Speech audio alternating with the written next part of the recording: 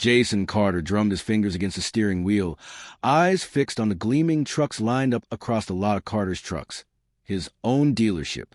From the outside, everything looked perfect, polished chrome, crisp banners, the hum of success. But something was wrong. Sales were booming, yet customer reviews had turned sour. Complaints of hidden fees, broken promises, and pushy sales tactics. For a man who had built his business on trust, the thought of corruption beneath his roof churned Jason's stomach. That's why he was sitting in a beat-up Toyota Corolla instead of his usual Mercedes, disguised in old jeans, a worn flannel shirt, and a faded baseball cap. The clean-cut millionaire was gone. In his place stood Mike Thompson, a construction worker looking for a work truck. Taking a deep breath, Jason stepped out, adopting a slow, modest stride. Through the showroom window, he spotted Dan Reynolds, his recently promoted sales manager, watching him like a hawk. "Welcome to Carter's Trucks," a cheerful young salesman called. Hurrying over, "I'm Tom. What brings you in today?" "Name's Mike," Jason said, raising his voice slightly. "Been saving up for a work truck. Need something tough." Tom's grin widened. "You've come to the right place. What's your budget?" "Got $35,000 saved," Jason replied. Tom led him toward a silver Ford F-150, one of their bestsellers, conveniently priced just above Jason's budget. "This beauty just came in," Tom said enthusiastically. "Robust engine, great towing, plus our exclusive Carter protection package included." Jason's brows furrowed.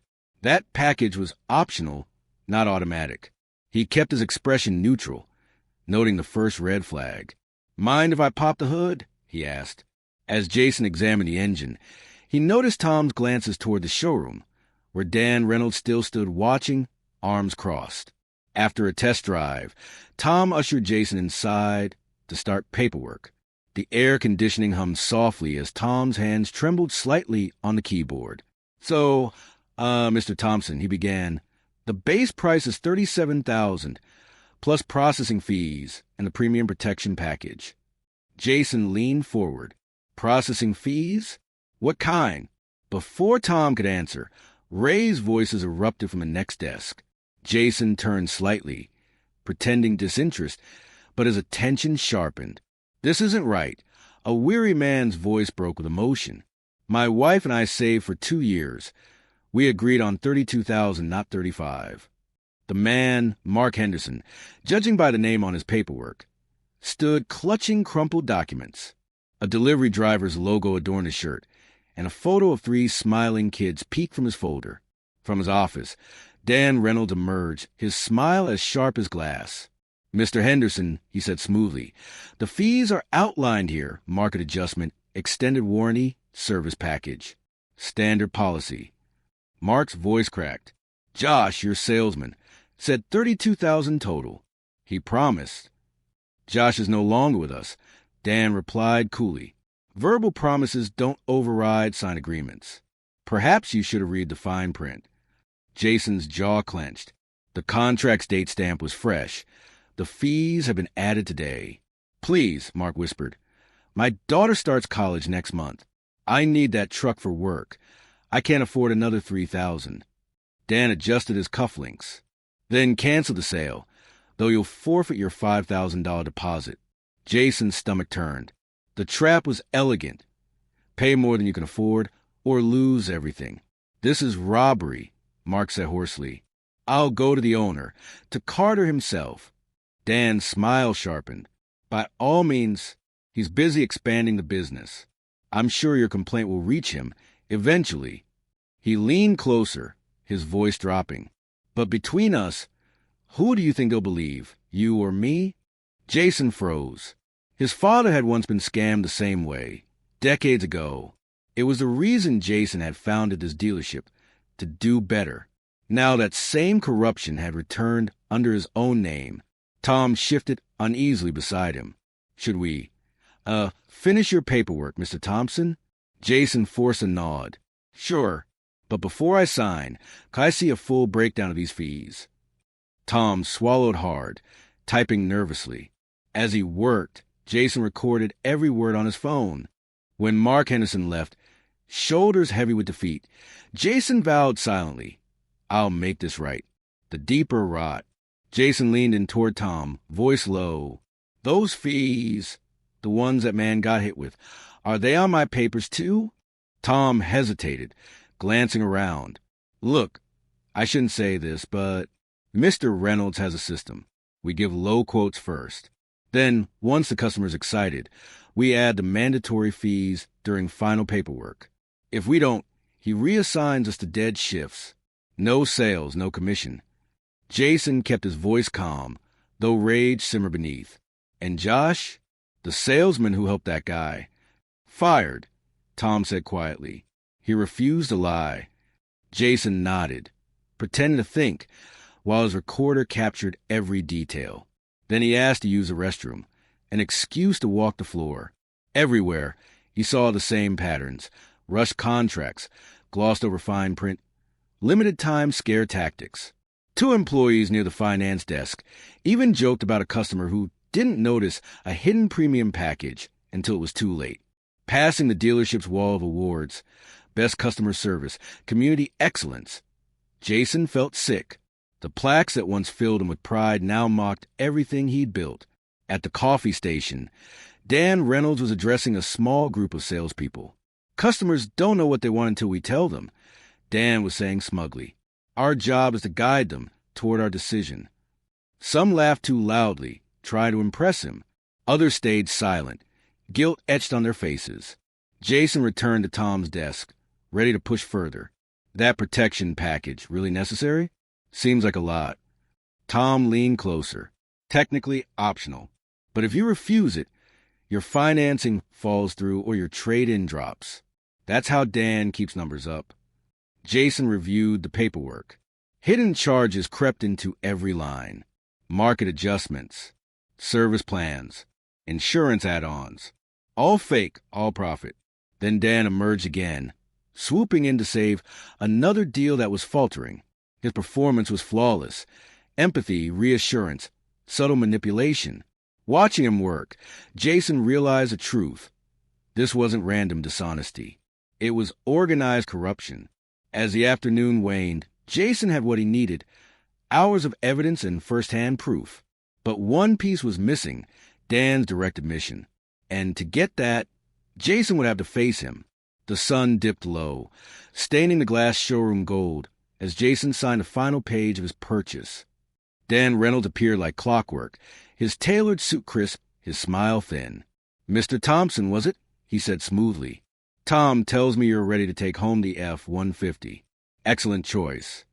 Jason nodded, feigning gratitude. "Yeah, just want to make sure everything's clear before I finalize." "Of course," Dan replied, lowering himself into the chair across from him.